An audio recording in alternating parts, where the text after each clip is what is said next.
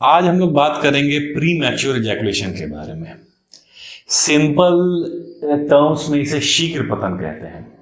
अगर बहुत simple terms में कहा जाए तो पेशेंट जैसे बताता है कि लिंग में तनाव तो आता है, लेकिन ये तनाव बहुत देर नहीं रहता है, इतना देर नहीं रहता है कि वो सेक्स का पूरा मजा ले पाए। तो इसे ही हम प्री मैच्योर इजैकुलेशन या फिर शीघ्र पतन कहते हैं।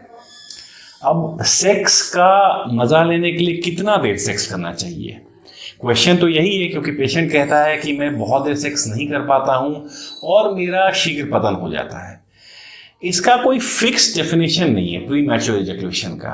कहीं कहीं कुछ कंट्रीज में देखा गया है कि 2 मिनट तक सेक्स करते हैं लोग, कहीं कहीं 5 मिनट तक, कहीं कहीं 10 मिनट तक।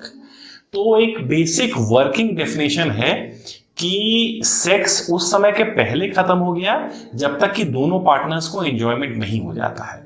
इसलिए समय के हिसाब से हम सेक्स को नहीं मेजर कर सके हैं, हमें एंजॉयमेंट के हिसाब से मेजर करना है। हालांकि इसमें आप देखिए तो जो पुरुष होता है और जो महिला होती है, दोनों के बायोलॉजी में थोड़ा डिफरेंस है, इसीलिए ये टर्म आ जाता है। ये टर्म इस हिसाब से आता है कि जो पुरुष होता है उसका जो प्लेजर का सेंसेशन होता है वो इमीडिएट होता है। उसे सेक्स होता है, लिंग में तनाव होता है और जैसे ही ऑर्गेज्म होता है या जैसे ही वीर्य निकलता है उसे एंजॉयमेंट मिल जाता है। लेकिन जो महिला होती है उसे जब सेक्सुअल प्लेजर चढ़ता है, सेक्स चढ़ता है, तो उसके बाद कुछ समय तक उसे गैप होता है, जिसे हम प्लेटो फेज कहते हैं। Plateau phase of sexual enjoyment of female होता है, जिस समय थोड़ा देर के लिए फीमेल उसी स्टेज फेज में रहती है और कुछ समय के बाद उसका ऑर्गेज्म होता है और उस समय उसे मैक्सिमम प्लेजर मिलता है। तो इस कारण से महिलाओं के लिए ज्यादा देर तक सेक्स करना ज्यादा इंपॉर्टेंट है और जनरली प्री मैच्योर इजैकुलेशन की जो कंप्लेन आती है वो महिलाओं की तरफ से आती है, क्योंकि पुरुष तो कितने भी कम समय के लिए सेक्स करके ऑर्गन करके अपनी एंजॉयमेंट ले लेते हैं, लेकिन महिलाओं को उस हिसाब से थोड़ा देर तक सेक्स ज्यादा करना चाहिए। इसीलिए ये टर्म प्री मैच्योर इजैकुलेशन का आता है। अगर आप इवोल्यूशन या बच्चे पैदा करने के हिसाब से देखिए तो प्री मैच्योर इजैकुलेशन का बच्चे पैदा करने से कोई रोल नहीं है, क्योंकि अगर लिंग में तनाव हो रहा है और इतना तनाव अगर हो रहा है कि पेनिट्रेशन हो पा रहा है, सेक्स हो पा रहा है, तो स्पर्म के निकलने के बाद ही बच्चा भी हो सकता है और साथ ही साथ एंजॉयमेंट भी हो सकता है।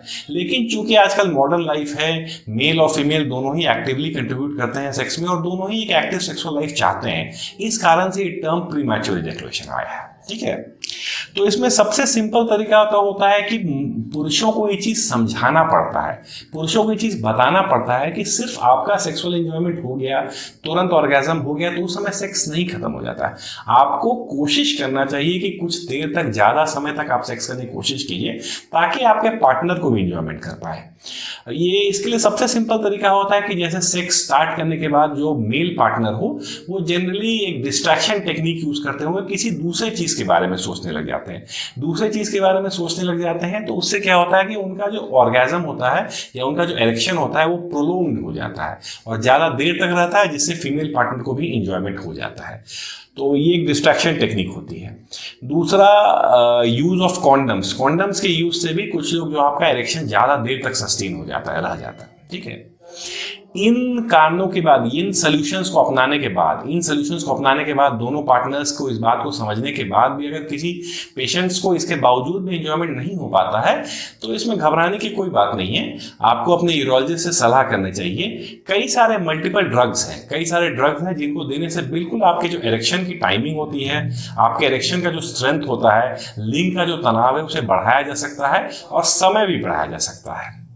हालांकि मार्केट में तो बहुत कुछ, आप पेपर में भी देखिएगा, बहुत सारे अनसाइंटिफिक थेरेपीज भी आए हुए हैं जो ये क्लेम करते हैं कि आपको ज्यादा देर तक सेक्स का एंजॉयमेंट दे सकते हैं, लेकिन उन क्लेम्स पे नहीं जाना चाहिए, वो सब अनसाइंटिफिक है। साइंटिफिकली भी कई सारी दवाएं होती हैं जिसे हम basically SSRI group of drugs में लिखते हैं। सर्टैलिन हो गए, फ्लूजेटिन हो गए, इन सब जो दवाएं हैं, इन दवाओं खाने से आपका जो इरेक्शन का ड्यूरेशन है वो बढ़ जाता है।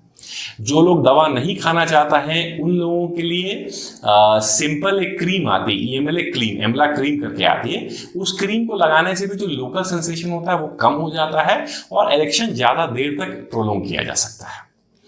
तो यही है प्री मैच्योर इजैकुलेशन की प्रॉब्लम और ये सब इसके सोल्यूशन है। धन्यवाद।